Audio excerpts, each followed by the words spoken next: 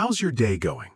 Today on Psychological Depth, we'll talk about the topic women's mindset, always thinking they are perfect. Let's tune in together. I want you to think about a woman you've encountered, maybe on a dating app, maybe at a party, maybe on Instagram. She presents herself as the complete package. Beautiful, obviously, but also intelligent, independent, well-traveled, cultured. She does yoga, but also reads philosophy. She's ambitious, but also nurturing. She has a thriving career, but also makes time for self-care. She's confident, but humble. She's strong, but feminine.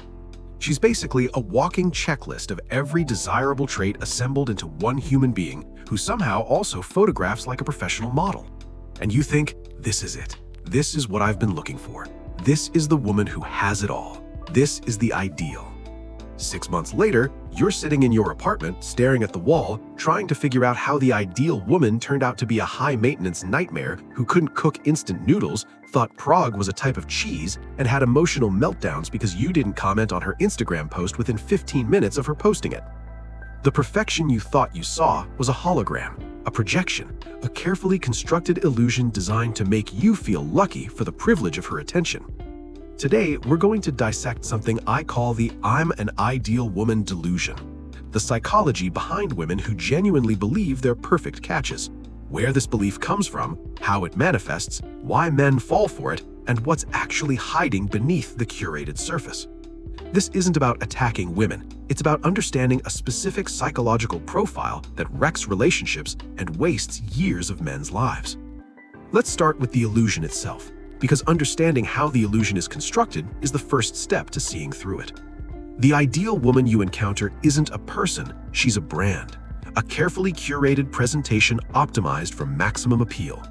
Every photo is selected from dozens of attempts, every caption is crafted to project the right combination of depth and accessibility, every story is designed to showcase a lifestyle that seems effortlessly glamorous. The yoga poses, the exotic locations, the perfectly plated brunches, the candid but actually staged moments of her laughing with friends or reading a book by the window. This isn't accidental, this is production. She spent hours, literal hours, constructing this image, selecting the right filter, editing the photo until her skin glows and her waist shrinks and the background looks like a magazine spread, writing and rewriting the caption until it sounds casual enough to seem unplanned, but thoughtful enough to seem profound. Every element is intentional. Nothing is real. And here's what men don't understand. The woman in those photos doesn't exist. She's a character, a performance.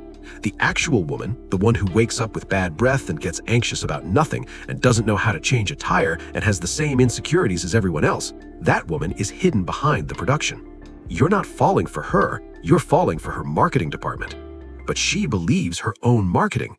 That's the delusion part. She spent so long performing perfection that she's forgotten it's a performance. She looks at her curated feed and thinks, yes, this is who I am. She reads the comments, goddess, queen, literally perfect, and she internalizes them. The feedback loop between her constructed image and the validation it receives has convinced her that the image is reality. She's not lying to you, she's lying to herself, and she doesn't even know it. Let me talk about entitlement and narcissism, because this is the engine that powers the delusion. There's a difference between healthy self-esteem and narcissistic entitlement. Healthy self-esteem says, I have value and I recognize that value internally. Narcissistic entitlement says, I have value and everyone else should recognize it externally. The ideal woman operates on entitlement. Her self-worth isn't based on what she's accomplished, what she's contributed, or who she actually is. It's based on how much admiration she receives, how many likes, how many compliments, how many men pursuing her, how special others make her feel. This creates a bottomless pit because external validation is never enough. No matter how many likes she gets, she needs more. No matter how many men tell her she's beautiful, she needs to hear it again tomorrow. No matter how much attention she receives, she's always scanning for more. She's not confident, she's addicted, and like any addict, she'll do increasingly extreme things to get her fix. You'll see this in how she treats relationships. She expects constant admiration, not occasional compliments, or a constant. She expects gifts, not as expressions of love, but as confirmation of her worth. She expects you to prioritize her above everything else because she is, after all, the ideal woman, and ideal women deserve ideal treatment. If you fail to provide sufficient worship, something is wrong with you. You don't appreciate her. You don't see her value. You're probably intimidated by her perfection. The narcissism also shows in how she responds to criticism, which is to say, she doesn't. Any suggestion that she's less than perfect is met with fury, denial, or victim narratives. You're attacking her. You're jealous. You can't handle a strong woman. The feedback that would help her grow is rejected because growth would require acknowledging imperfection, and imperfection is incompatible with the delusion. Let me talk about where this comes from, because nobody is born believing they're the ideal anything. In my experience, the ideal woman delusion typically starts in childhood, specifically a childhood of excessive praise and insufficient challenge. She grew up being told she was special, beautiful, amazing, the best. Her parents doted on her. Maybe she was an only child or the only daughter among sons, or just the family favorite for whatever reason. She was the princess, and princesses don't struggle. Princesses don't fail. Princesses are served. This creates a psychological template. She learns that her existence alone is sufficient to receive love, attention, and resources. She doesn't have to do anything. She doesn't have to accomplish anything. She just has to be. And being, specifically being beautiful, being charming, being present, generates rewards. This works spectacularly well in childhood. Daddy gives her everything she wants. Teachers treat her favorably. Boys start paying attention as soon as puberty hits. The template is reinforced at every stage. The problem is that the template doesn't update. She's 30 years old and still operating on princess programming. She still expects that existing beautifully will generate rewards indefinitely. She still expects to be served rather than to serve. She still thinks relationships are things that happen to her rather than things she builds. The childhood that made her feel special created an adult who can't function as an equal partner because she never learned how.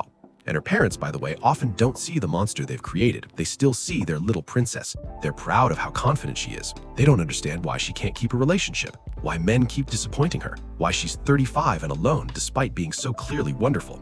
They created the delusion. They reinforced the delusion. And now they're confused that the delusion isn't producing happiness. Let me talk about manipulative social behavior, because the ideal woman has developed sophisticated tools for getting what she wants. She's learned that charm works. A certain smile, a certain laugh, a way of touching your arm while talking, a way of making you feel like you're the only person in the room. She deploys these tools strategically, often unconsciously. She's been doing it so long that it's automatic. She doesn't think of it as manipulation. She thinks of it as being herself. But herself happens to include a toolkit of influence techniques that she applies selectively to get what she needs. Social media is her primary weapon. It allows her to construct the illusion at scale. She can reach thousands of men simultaneously, all of whom receive the same curated fantasy, all of whom feel like they're seeing something special, all of whom imagine that if they could just get close to her, they'd experience this perfect person in real life. She's created a funnel. The posts attract attention. The DMs filter for the most promising candidates. The actual dates are reserved for men who've already been pre-sold on the fantasy. But here's the twist. The ideal woman isn't available to everyone who passes the filter. She maintains exclusivity. She creates the impression that only the chosen get access to the real her. There are levels like a video game. First you have to match, then you have to message correctly, then you have to take her on the right kind of date, then you have to pass various tests, some explicit, most not. Each level you clear makes you feel like you're getting closer to the prize. Each level she gates makes her seem more valuable. I've talked to men who describe dating these women like navigating a maze designed by someone who keeps moving the walls. Every time they think they understand the rules change. Every time they feel like they're making progress, a new test appears. It's exhausting, it's confusing, and that's the point. The confusion keeps you chasing. The exhaustion keeps you invested. By the time you realize the maze doesn't have an exit, you've already spent months trying to find one. And the final boss concept, the idea that if you just prove yourself enough, she'll finally open up and you'll get the ideal version she's been advertising, it's a lie. There is no final boss. There's no ultimate prize. The maze exists to make her feel powerful and to extract resources, time, attention, money, energy from men who think they're playing to win. The game is rigged. The house always wins. And the house is her ego. Let me talk about the contradictions, because once you start looking, they're everywhere. She says she's independent. She doesn't need a man. She's complete on her own. But somehow she has a roster of men at all times. Orbiters, options, backups. Somehow she requires constant male attention to feel validated. Somehow her independence looks a lot like dependence with extra steps. She says she's intelligent. She reads books. She has opinions. She can discuss philosophy or politics or whatever's trending. But push slightly deeper and you find the depth is performative. She's read the summaries. She knows the talking points. She can sound smart in a room full of people who aren't paying close attention. But genuine intellectual engagement, actual nuanced thinking, that requires a kind of self-examination that the delusion doesn't permit.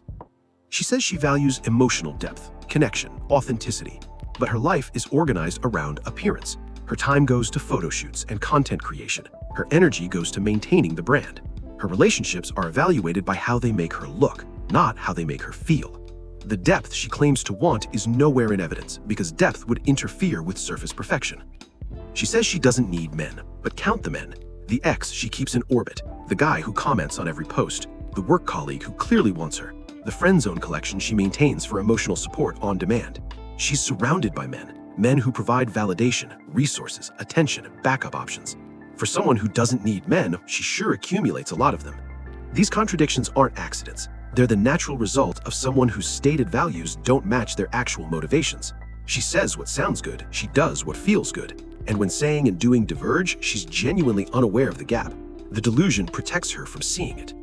Let me talk about the male perspective, because understanding why men fall for this is as important as understanding the delusion itself. Men are visual creatures. We're drawn to beauty. That's not a flaw, it's biology. When we see a beautiful woman, our brain releases chemicals that make us want to pursue. This is normal. This is how the species continues. But it also creates vulnerability, because the response to beauty is automatic, not analytical. We're attracted before we've evaluated. We're chasing before we've thought. The ideal woman exploits this vulnerability perfectly. She leads with beauty. The photos, the presentation, the carefully optimized appearance, it all triggers the automatic pursuit response. By the time you're actually interacting with her, you're already invested. You've already decided she's special. Now you're just looking for confirmation, not evaluation. Confirmation bias kicks in. You notice what supports the fantasy. You dismiss what contradicts it. And there's another layer. Many men feel inadequate around these women. The perfection they see makes them feel like they're punching above their weight, like they're lucky to be considered, like they need to prove themselves worthy of her attention. This feeling isn't an accident. It's the intended effect. The illusion is designed to make you feel lucky. And feeling lucky makes you work harder, tolerate more, and lower your standards for how you're treated.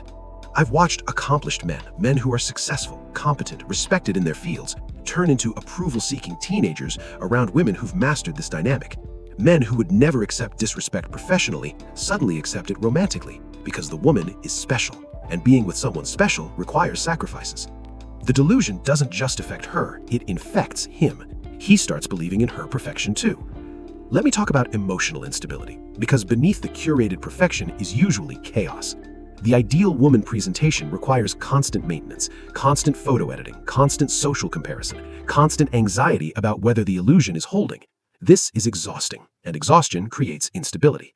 She's always one bad photo away from feeling worthless, one mean comment away from spiral, one day without sufficient validation away from crisis. You'll see this in her mood swings. She's radiant when the attention is flowing, charming, warm, the woman you thought you were getting. Then something shifts, the likes slow down, a friend posts a better photo, some minor thing doesn't go her way, and suddenly she's a different person, cold, critical, dramatic. The emotional weather changes without warning, and you're standing there wondering what happened. This isn't just unpleasant to experience, it's information. It tells you that beneath the surface presentation is someone who can't regulate their own emotions. Someone whose internal state is determined entirely by external inputs. Someone who will need you to constantly manage their mood through validation, reassurance, and walking on eggshells. The instability isn't a bug in an otherwise great package. It's the direct result of building an identity on external validation. When the validation fluctuates, the identity shakes. Let me talk about the gap between social media and reality, because this is where the delusion crashes into truth. On Instagram, she's a wellness influencer who meditates daily and eats organic and has achieved inner peace. In person, she's anxious, smokes when stressed, and hasn't meditated since she took those photos at the retreat last year. On Instagram, she's a world traveler with sophisticated taste and cultural awareness. In person, she went to Bali once and thinks worldly means she can pronounce croissant correctly. On Instagram, she's a successful boss babe with a thriving business. In person, she sells leggings on commission and calls it entrepreneurship. The gap isn't small, it's a canyon. Everything she presents is the highlight reel, and the highlight reel is edited, filtered, and captioned to within an inch of its life. The actual person, the one who gets bored easily, doesn't know how to manage money, has the same 20 conversations on rotation, and hasn't read a book in 3 years? That person exists, but you'll only meet her after you've committed based on the advertisement. Men who date these women often describe a jarring dissonance. The woman they matched with and the woman they're dating seem like different people because they are different people. One is a character, one is a person, and the character is who you fell for, while the person is who you're stuck with. Let me talk about male validation as currency, because in her world, your attention has a specific value, and it's probably lower than you think. The ideal woman treats male attention as a resource to be accumulated. More attention equals more value. This is why she cultivates orbiters, men who pay attention to her without receiving anything in return. They're like coins in a jar. Each one individually isn't worth much, but the collection represents her worth. "Look how many men want me" translates in her mind to "look how valuable I am." This means your attention specifically doesn't mean much to her unless you're exceptional by her metrics. And her metrics are warped by the volume of attention she receives. She's comparing you not to a reasonable standard, but to the composite fantasy assembled from hundreds of men's best attempts to impress her. The guy who flew her somewhere, the guy who bought her that thing, the guy who said that perfect line. You're competing with a greatest hits album, and you're just one track.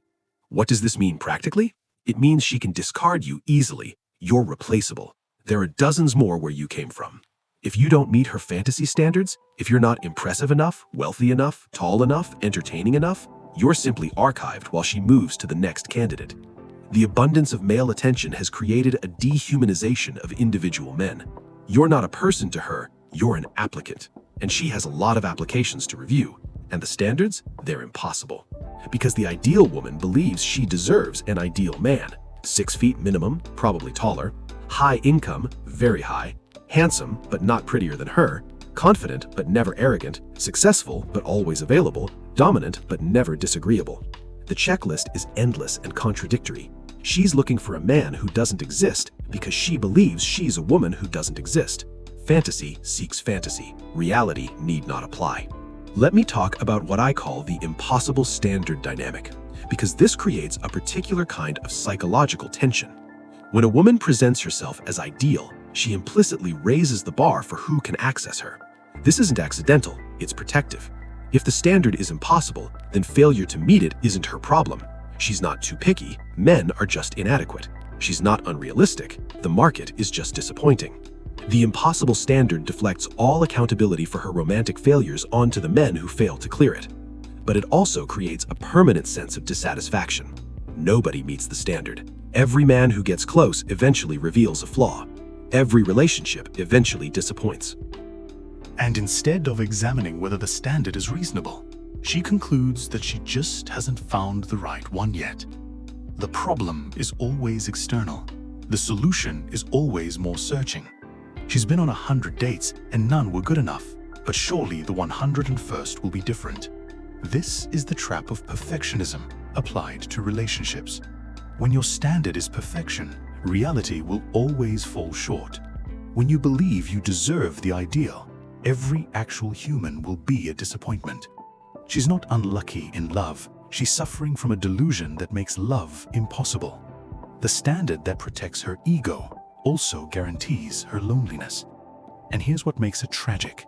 Somewhere underneath the delusion is a person who just wants to be loved, who wants connection, who feels lonely despite all the attention. But the delusion won't let her access that vulnerability.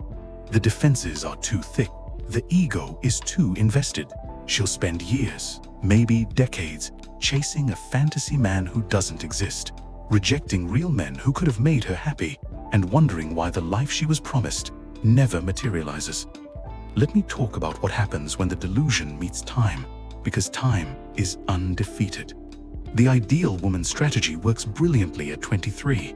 She's at peak beauty. The attention is abundant. The options seem infinite. She can afford to be selective because the market is flooded with candidates.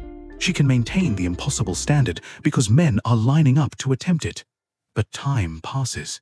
23 becomes 28. 28 becomes 33. 33 becomes 38. And somewhere along this timeline, the market shifts. The attention doesn't flow like it used to. The options narrow. The men who meet her standards, who are, remember, largely fictional, are now pursuing younger women. She's competing against her 23-year-old self and losing. The delusion usually doesn't update to reflect this reality. She still believes she's the ideal. She still expects ideal treatment. She still maintains the impossible standard. But now the standard is being applied to a shrinking pool of candidates who are increasingly uninterested. The math doesn't work. The delusion that served her at 23 is destroying her at 38. I've met these women at 40, still beautiful in a maintained kind of way, still presenting perfection on social media, still talking about their standards as if they're choosing from abundance. But the abundance is gone. The followers are down. The DMs have slowed, the orbiters have drifted, and they're alone, genuinely alone, still believing they deserve everything, unable to understand why everything hasn't arrived. The tragedy isn't that they aged, everyone ages. The tragedy is that the delusion prevented them from building something real while they had maximum leverage. They spent their prime years curating an image instead of building a life. They rejected good men because good wasn't ideal. They prioritized attention over connection, and now they have neither. Let me close with what men should take from this. First, learn to see the illusion for what it is. When a woman presents as too perfect, be suspicious. Perfection isn't real. What you're seeing is marketing. The question isn't whether she's perfect. The question is what she's hiding. What's beneath the curated surface? What does she look like when the filters come off and the audience disappears? If you can't answer that, you're falling for a character, not a person. Second, pay attention to contradictions. The gap between what she says and what she does reveals the delusion. She says she's independent but needs constant attention. She says she's deep but focuses on surface. She says she wants connection but maintains walls. The contradictions are diagnostic. They tell you that the stated values are performance and the actual values are something else entirely. Third, notice how she treats attention. Is it something she enjoys graciously or something she hoards compulsively? Does she appreciate your interest or does she expect it? Does she reciprocate investment or does she simply receive it? The way she handles male attention tells you whether she's capable of partnership or only capable of accumulation. Fourth, watch what happens when you don't worship her. The ideal woman expects worship. If you treat her as an equal, if you evaluate her, challenge her, maintain your own standard, how does she respond? With curiosity and adjustment, or with offense and dismissal? A woman capable of real relationship can handle not being worshipped. A woman trapped in the delusion cannot. Fifth, trust time over presentation. Anyone can be impressive for a few weeks. The carefully curated version can sustain itself for a few months, but time reveals truth. The mask slips, the contradictions emerge, the instability surfaces. Give it time before you commit. Watch her across different contexts, different moods, different circumstances. Let the illusion have a chance to crack before you build something on top of it. The ideal woman delusion is a trap for her and for you. She's trapped in a self-image that requires constant maintenance and prevents genuine connection. You're trapped in pursuit of a fantasy that doesn't exist. Neither of you wins. The delusion consumes everything and produces nothing. But you can refuse to participate. You can see through the marketing. You can insist on reality over presentation. You can select for substance over surface. You can be the man who isn't fooled by the performance because you've learned to watch for the signs. And paradoxically, this makes you more attractive to women who aren't trapped in the delusion. Women who have genuine self-esteem rather than narcissistic entitlement. Women who build identity on accomplishment rather than attention. Women who want partners, not audiences. These women exist. They're just less visible because they're not optimizing for visibility. Find them, appreciate them, build with them. For now, tell me in the comments, have you encountered this delusion? Have you dated the ideal woman and discovered what was underneath? What was the moment the illusion cracked? Share the story, not to mock, but to help other men see the pattern before they waste years chasing a fantasy. That's it for today. Stop falling for marketing, start seeing reality, and never confuse a curated image for an actual person.